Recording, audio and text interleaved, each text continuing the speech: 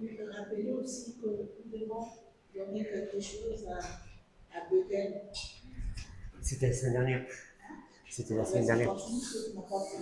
Tu veux? Pendant que les offrandes passent, ouais. Est-ce que vous pouvez vous présenter? Vous êtes venu nous visiter l'année dernière, mais on ne se souvient pas. On est la famille Lannes, Michael et Hélène. Donc on a venu à l'église de Clermont-Ferrand. Voilà. Et puis maintenant, nous servons à l'église de Vichy. Voilà. On va revenir une fois tous les ans, tous les 2 ans. Voilà, dans la famille.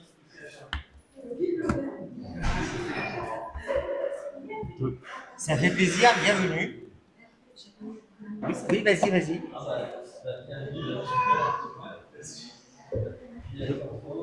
S'il vous plaît, il y a Régine qui a une annonce à faire. Olivier, il y a une annonce concernant les petits-enfants. Vous voyez comme le Seigneur nous a bénis, il nous a donné plein de bons petits-enfants. Mais on a besoin de quelqu'un pour les garder. Donc il y a Yvon qui s'est proposé, mais il est tout seul pour l'instant.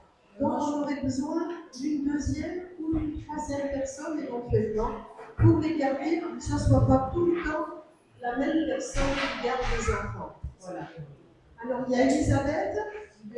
Ça, c'est gentil, Elisabeth. Merci beaucoup. Et puis, si d'autres personnes se sentent motivées, plus il y aura de gardiens d'enfants, moins ce sera pénible pour chacun de garder. Quoi, je crois que c'est pénible, mais au moins quelque chose. Voilà. Donc, n'hésitez pas à vous présenter soit à Christiane, soit à moi, parce que c'est nous qui nous occupons de l'enseignement des enfants. Mais on aimerait vraiment qu'il y ait plusieurs personnes qui s'occupent des enfants. Voilà. Merci. Merci. J'espère que tout le monde va bien. Merci pour ce moment. Il est parti quelque part, Yvon, oui, forcément.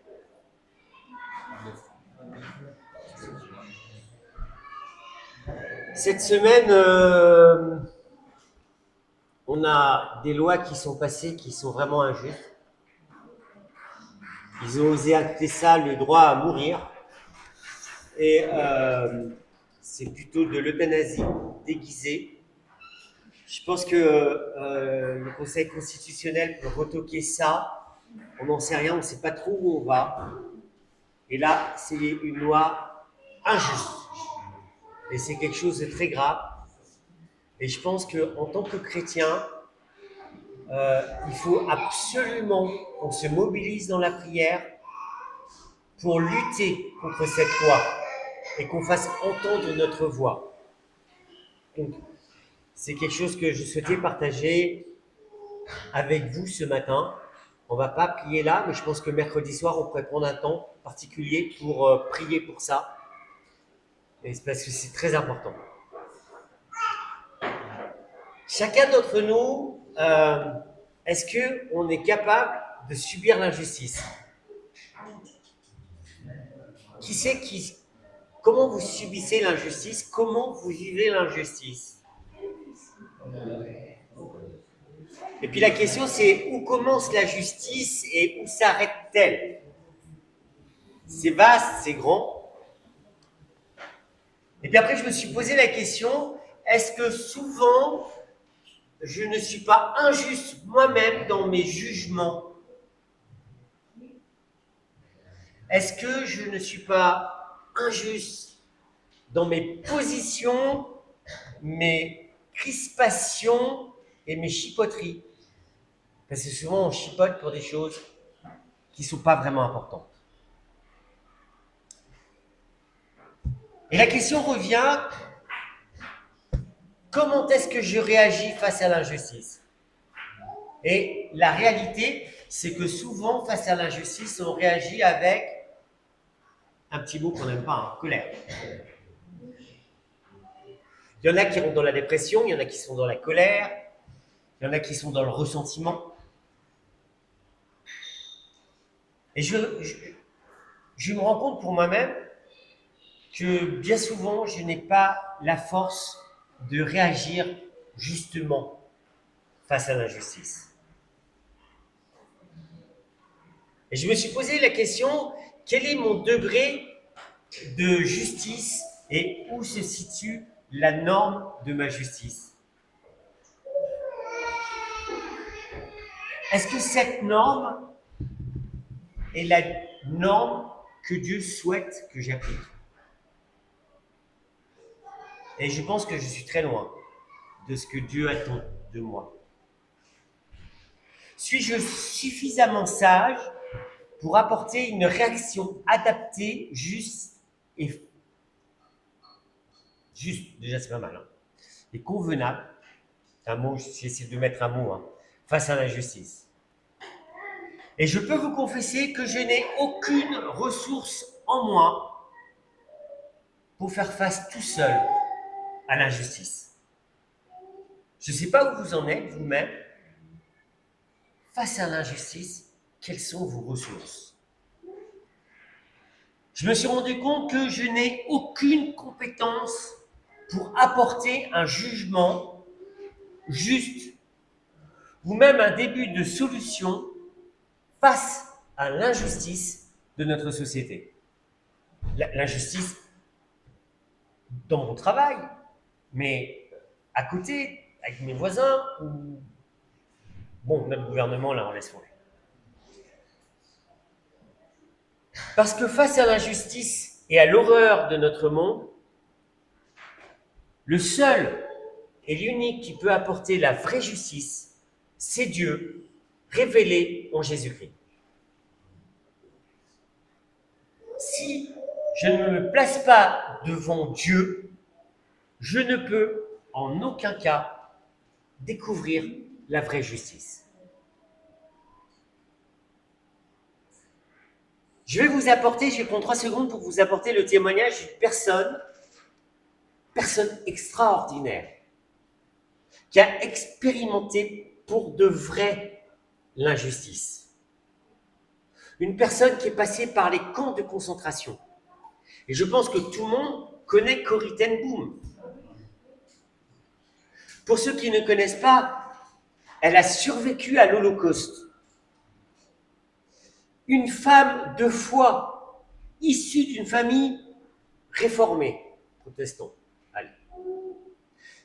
Ils étaient horlogers. Quel beau métier. Pendant la Deuxième Guerre mondiale, Corrie et sa sœur ont caché des Juifs dans une pièce aménagée dans leur maison pour les protéger de la persécution nazie et réussir à les faire fuir loin de l'horreur. Corrie ten Boom a sauvé, elle et sa famille, plus de 800 Juifs. Mais en février 1944, sa famille a été dénoncée à la Gestapo. La Gestapo les a arrêtés, ainsi que les résidents de la maison, sans toutefois pouvoir mettre la main sur les Juifs clandestins. C'est quand même extraordinaire. Et là, l'horreur a commencé. Le père de Corrie est décédé 10 jours plus tard dans la prison. Il avait 84 ans. Corrie et Bestie, sa sœur, sont passés par 3 prisons pour terminer au camp de concentration, excusez-moi pour l'accent, Ravensbrück, s'il y en a qui savent bien dire ça, à côté de Berlin. Je peux vous garantir que là, elles ont vécu l'enfer pour de vrai. Mais savez-vous ce qu'ont fait Corrie et sa sœur? Elles ont partagé l'amour de Dieu, l'amour de Jésus. Elles ont parlé de Christ autour d'elles. Et des femmes se sont converties grâce à leur témoignage dans un camp de concentration au milieu de l'injustice et de l'horreur. En 1944, Bessie va mourir au camp dans le froid, la faim, la douleur. Pourtant, au milieu de l'horreur des camps de concentration, elles ont appris quelque chose qui est très important. Et je les cite. il n'existe pas un puits plus profond que l'amour de Dieu. Et Dieu nous donne son amour pour pardonner l'injustice, mais surtout pour pardonner à nos ennemis. Comment, moi, j'aurais réagi face à cette injustice? Elles se sont réfugiées en Jésus.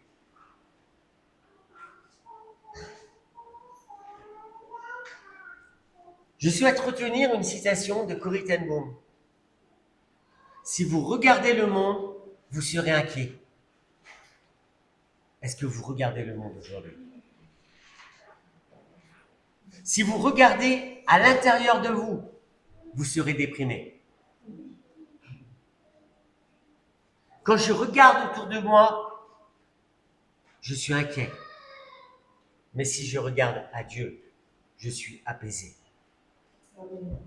Ce matin, je nous invite à nous tourner vers Dieu pour être apaisés et trouver la justice de Dieu. Souhaitez-vous être apaisé ce matin? Miguel, est-ce que tu peux prier? Oui. Notre bon Père Céleste, tu es avec nous, même quand nous ne voyons pas, tu nous gardes, tu nous protèges. Tu fais en sorte que les choses soient moins pires que ça pourrait l'être. Et Seigneur, pour ce matin, nous voulons nous mettre à ton écoute, de ne pas oublier que nous sommes peut-être en difficulté, mais nous savons que c'est toi qui, justement, nous apaise et nous devons saisir ces vérités que tu as encore nous enseigner ce matin. Seigneur, je te prie que nous soyons en ton écoute encore une heure et que nous puissions encore les mettre en pratique. Amen. Amen. Je vous propose de nous plonger dans le livre de Michée. Pas trop, parce que si on lit les 7 chapitres, on ne va pas y arriver. Mais 7 petits chapitres de Michée sont quand même extraordinaires. 7 chapitres où Michée va parler de l'injustice de l'homme en mettant en contraste un Dieu qui est fondamentalement juste, un Dieu qui est compatissant, en totale opposition avec ce que reflète l'homme en général et les personnes qui étaient de son époque, chefs religieux. Ce que Michée veut me dire dans son passage, c'est que Dieu est toujours parmi nous, malgré les apparences, malgré tout ce qu'on voit. Dieu est au milieu de nous. Et le témoignage de Corrie ten Boom est vraiment là pour montrer que même au milieu d'un camp de concentration, Dieu peut être présent. Le témoignage de Corrie ten Boom va nous servir. Même si l'injustice de l'homme ou la méchanceté domine, la grâce de Dieu surpasse cette injustice et cette misère. Est-ce que nous avons conscience que la grâce de Dieu surpasse complètement l'injustice et la misère de notre monde?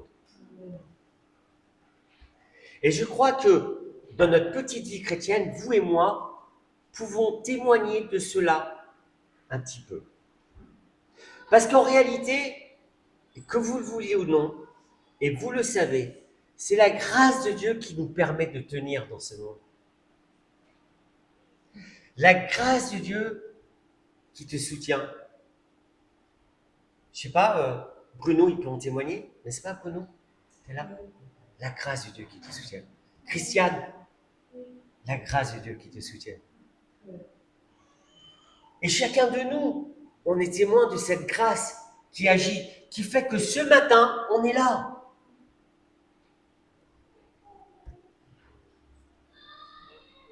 De toute évidence, depuis la nuit des temps, rien n'a changé depuis le péché d'Adam et Ève. L'injustice, la misère, la violence règnent.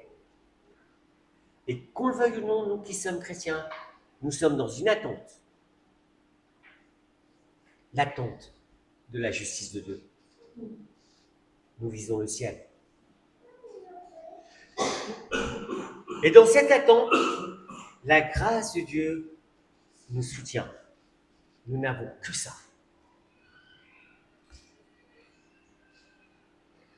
Cette grâce de Dieu doit être le reflet de ma justice. Ah! Et là, ça pire d'achoppement. Est-ce que la grâce de Dieu est le reflet de ma justice? Est-ce que je transpire l'amour de Dieu pour ce monde? Sommes-nous le reflet de la grâce de Dieu? Sommes-nous le reflet de l'amour de Dieu? Sommes-nous le reflet de la justice de Dieu? Ah, c'est des sacrées questions, hein. Sommes-nous semblables à l'Éternel pour être le reflet de Dieu? Et c'est pour ça qu'on va se plonger dans Michée. Parce que elle est là, la signification du nom de Michée. Qui est semblable à l'Éternel? Sommes-nous des Michée ce matin? Et quand j'ai préparé ce message, je crois que j'ai beaucoup de choses à l'intérieur de moi où je peux me remettre en question. Jean-Louis, est-ce que tu peux lire le chapitre 7 de Michée? On va l'afficher, je pense.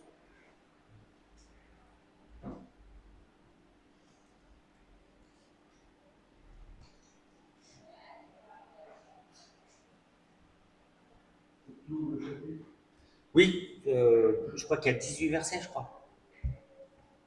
Malheur à moi, car je suis comme à la récolte des fruits, comme au grappillage après la vendange. Il n'y a point de grappe à manger, point de cette humeur que mon âme désire. L'ombre de bien a disparu du pays. Il n'y a plus de justes parmi les hommes. Ils sont tous en embuscade pour verser le sang. Chacun tend un piège à son frère. Leurs mains sont habiles à faire le mal. Le prince a des exigences. Le juge réclame un salaire. Le grand manifeste son activité. Et ils font ainsi cause commune. Le meilleur d'entre eux est comme une ronce. Le plus droit pire que le buisson d'épines. Le jour annoncé par tes prophètes, ton châtiment approche. C'est alors qu'ils seront dans la confusion. Ne crois pas à un ami, ne te fie pas à un intime. Devant celle qui repose sur Son sein. Garde les portes de ta bouche. Car le fils outrage le père. La fille te soulève contre sa mère. La belle-fille contre sa belle-mère. Chacun a pour ennemi les gens de sa maison. Pour moi, je regarderai vers l'Éternel. Je mettrai mon espérance dans le Dieu de mon salut. Mon Dieu m'exaucera. Ne te réjouis pas à mon sujet, mon ennemi, car si je suis tombé, je me relèverai. Si je suis assis dans les ténèbres, l'Éternel sera ma lumière. Je supporterai la colère de l'Éternel, puisque j'ai péché contre lui, jusqu'à ce qu'il défende ma cause et me fasse droit, qu'il me conduira à la lumière, et je contemplerai sa justice. Mon ennemi le verra et sera couverte d'ombre. Elle qui me disait: où est l'Éternel, ton Dieu? Mes yeux se réjouiront à sa vue.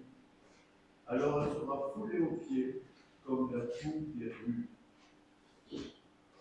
Le jour où l'on rebâtira tes murs, ce jour-là tes limites seront reculées.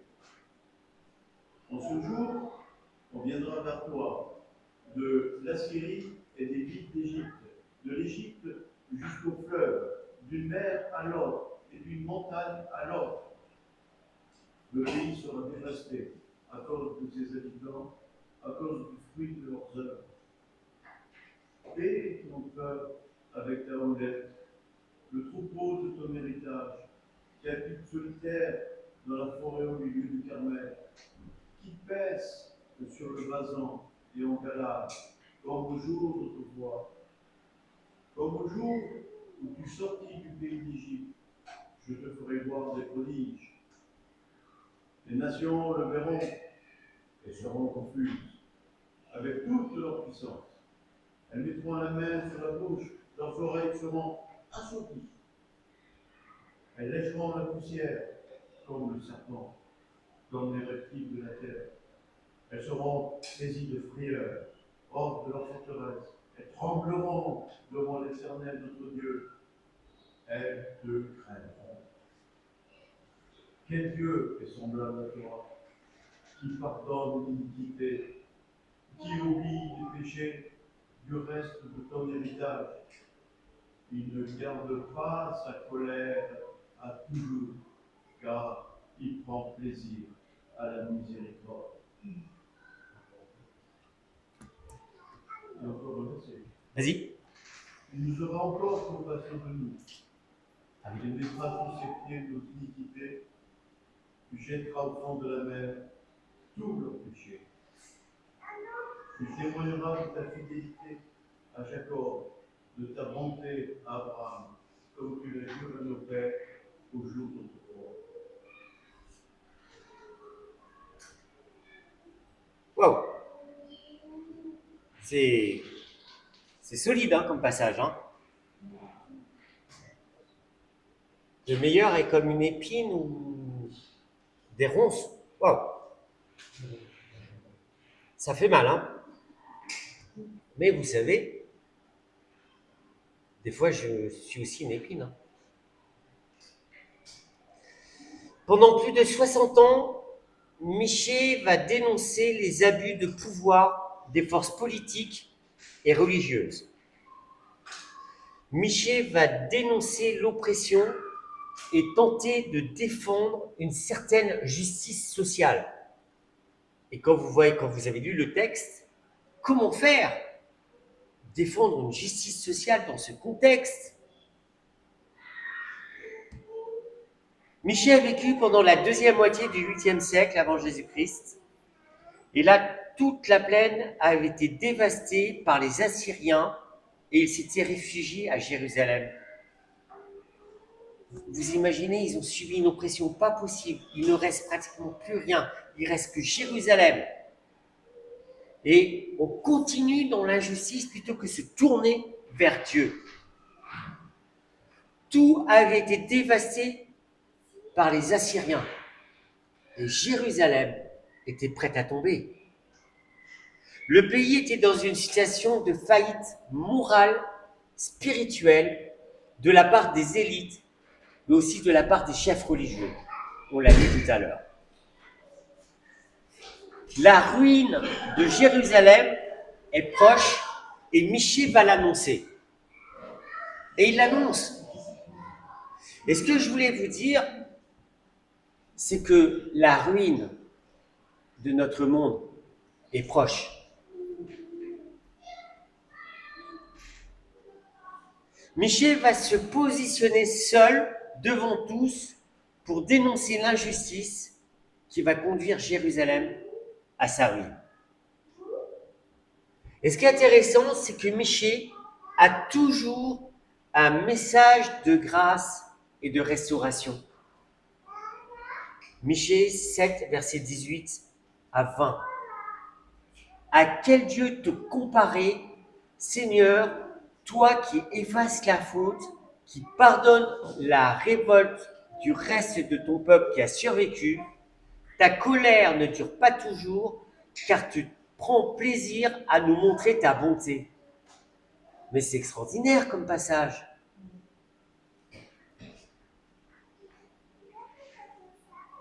À quel Dieu on peut se comparer? Le seul Dieu qui prend plaisir à nous montrer sa bonté. Est-ce qu'on fuirait ce Dieu? De nouveau, tu nous manifesteras ton amour. Tu ne tiendras pas compte de nos fautes.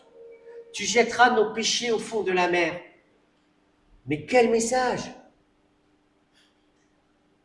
On a parlé de Jésus ce matin, sacrifice suprême, pour qu'on puisse en arriver là. À quel Dieu te comparer, Seigneur? On n'a personne. On n'a que Dieu qui fait ça. Toute la personnalité de Michée et de son question. Qui est comme l'Éternel?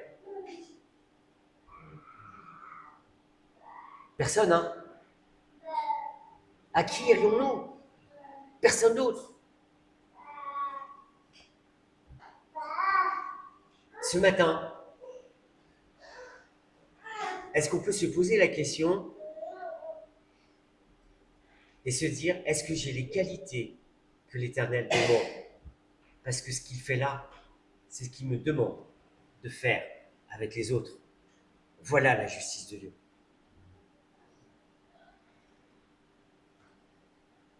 Est-ce que j'ai les qualités de l'Éternel? Un Dieu qui pardonne.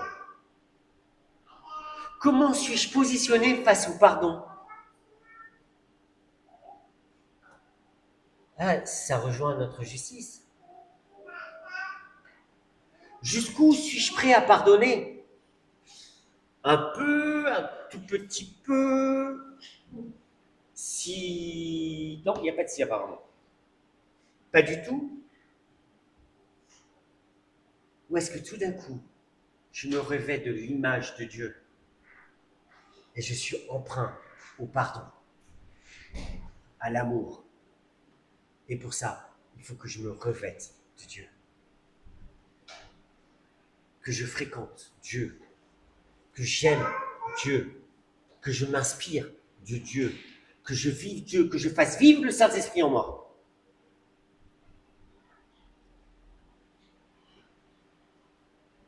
Un Dieu qui est tellement fidèle. La question que je me suis encore posée, c'est jusqu'où va ma fidélité? Si on me fait mal une fois, bon allez, 2 fois. Ça persiste. Est-ce que j'ai la fidélité de Dieu pour pardonner?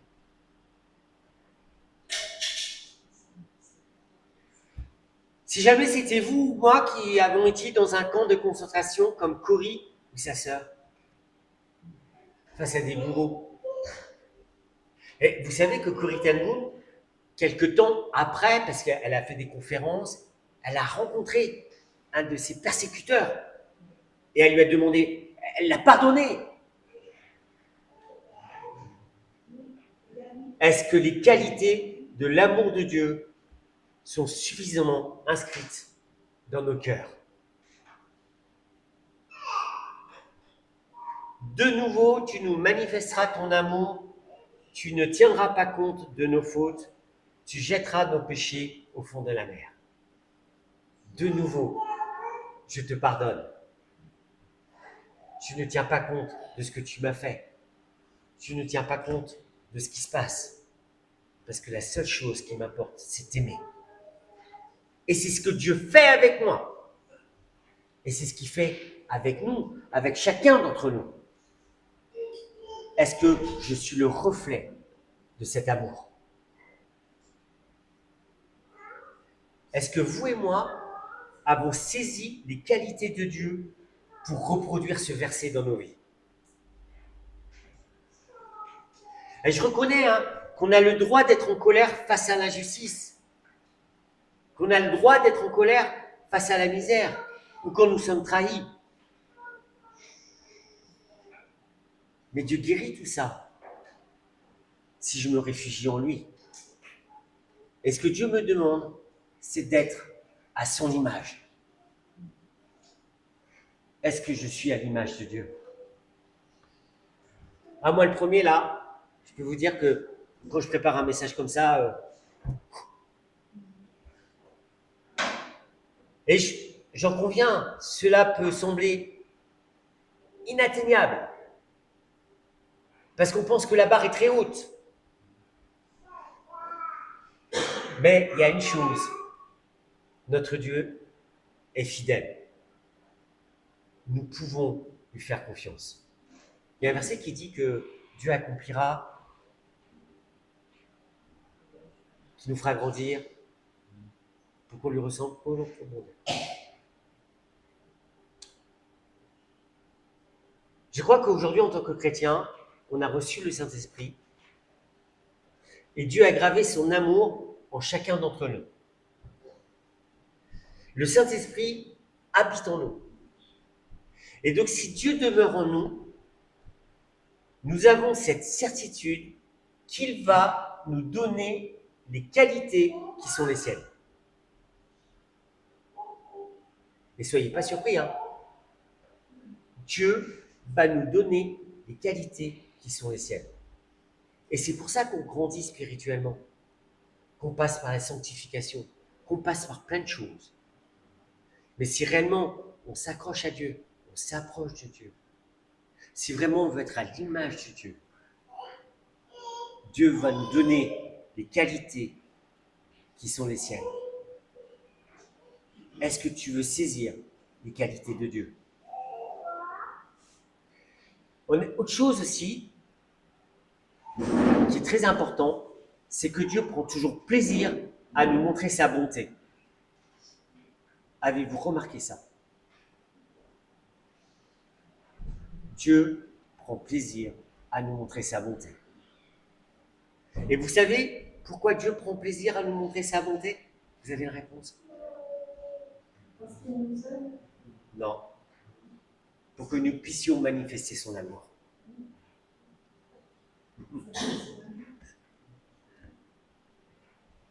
Est-ce que je suis une manifestation de l'amour de Dieu? Oula. Et c'est à ça qu'on devrait répondre. Merci. La suite de l'histoire de Michée, et on aurait pu lire tout le contexte et tout, mais on ne peut pas parce que c'est trop court, va dévoiler que Michée fut emprisonné et tous les événements que Michée avait dit vont attester sa prophétie. Akab perdit la bataille et sa vie. Mais ce n'est pas ça qui nous intéresse. C'est que Michée nous apprend que la parole de Dieu est souveraine et vérité. La parole de Dieu est souveraine et vérité. Quand Dieu dit une chose, il accomplit.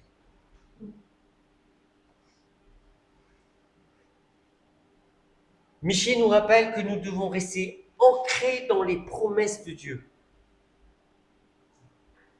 Son message doit être un encouragement pour vivre seulement les commandements du Seigneur. Ce que Michée nous apprend, c'est que nous devons marcher avec intégrité avec Dieu. Et toujours chercher cette intégrité avec le Seigneur. Cette relation personnelle que nous devons avoir avec un Dieu qui nous aime et qui nous manifeste sa bonté. Un Dieu qui nous pardonne.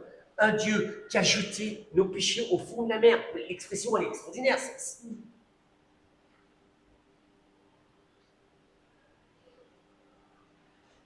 Marchons avec Dieu avec intégrité, comme le fit Michée. Car la parole de Dieu peut sauver des vies. La parole de Dieu peut changer des existences, restaurer des personnes. Et même dans notre monde injuste, au milieu de gens qui sont injustes, avec des ennemis autour de nous, on le sent ou on ne le ressent pas. Dieu peut sauver.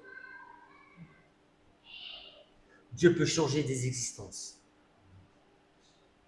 Dieu peut restaurer. Et je crois que chacun de nous côtoyons des gens qui ont besoin d'être sauvés, restaurés. Mais pour ça, il faut qu'on passe par l'image de Dieu, l'amour, le pardon.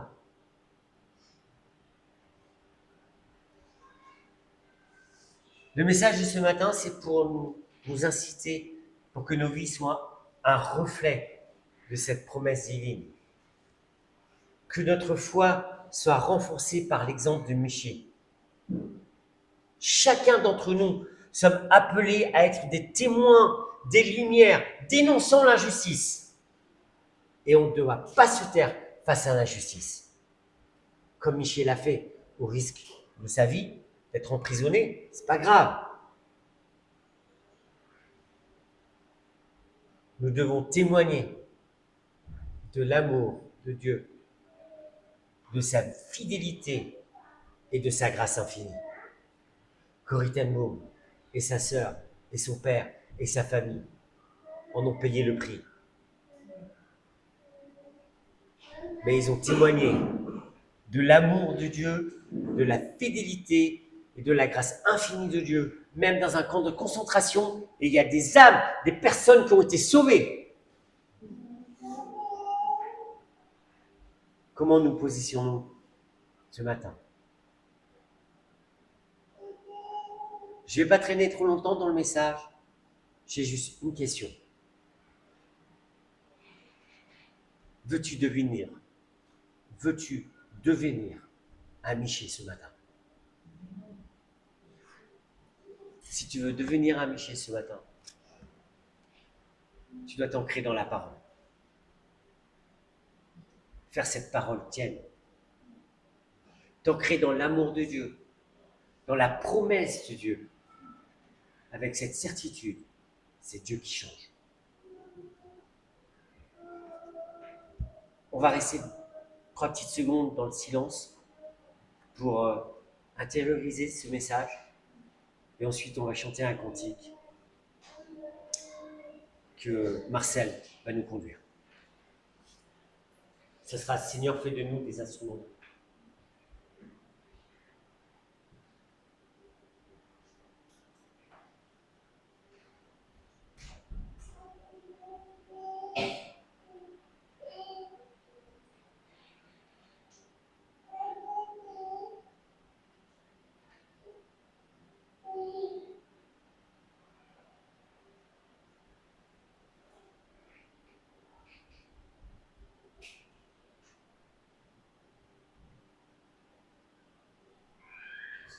Nous allons chanter tous ensemble. On va chanter ça en acapella. Je vous invite à vous lever justement. C'est en même temps, c'est un chant, mais c'est aussi une prière. C'est vraiment une prière qui demande à ce que le Seigneur puisse faire de nous des églises, des églises de tête, et faire de nous des bâtisseurs d'amour aussi. Seigneur, fais de nous des ouvriers de paix. Seigneur, fais de nous des bâtisseurs d'amour. Là où demeure la haine, que nous apportons l'amour. Là où se trouve l'offense, que nous mettions le pardon. Seigneur, fais de nous des ouvriers de paix. Seigneur, fais de nous des bâtisseurs d'amour. Là où grandit la discorde, que nous fassions l'unité. Là où séjourne l'erreur, que nous mettions la vérité. Seigneur, fais de nous des ouvriers de paix. Seigneur, fais de nous des bâtisseurs d'amour.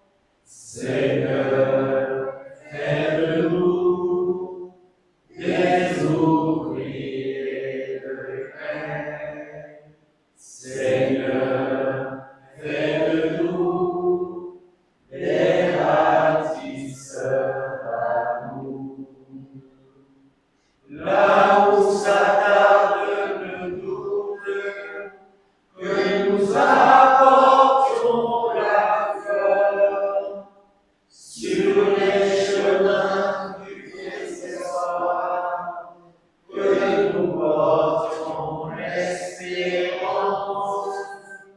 Seigneur, fais-de-nous des ouvriers de paix. Seigneur, fais-de-nous des bâtisseurs d'amour.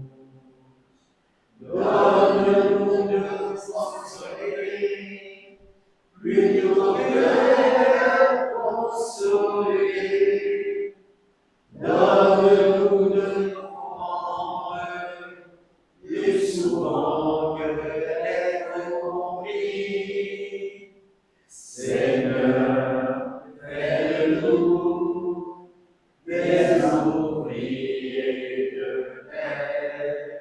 Seigneur, fais-de-nous des bâtisseurs d'amour. Car il faut savoir donner pour pouvoir être comblé. Car il faut s'oublier pour pouvoir se retrouver. Seigneur, fais-de-nous des ouvriers de paix. Seigneur, fais-de-nous des bâtisseurs d'amour.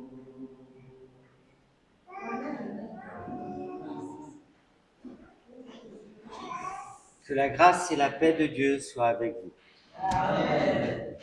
Qu'est-ce que vous priez cette semaine pour Lara, Peach et leur petit garçon? C'est la prière de la semaine.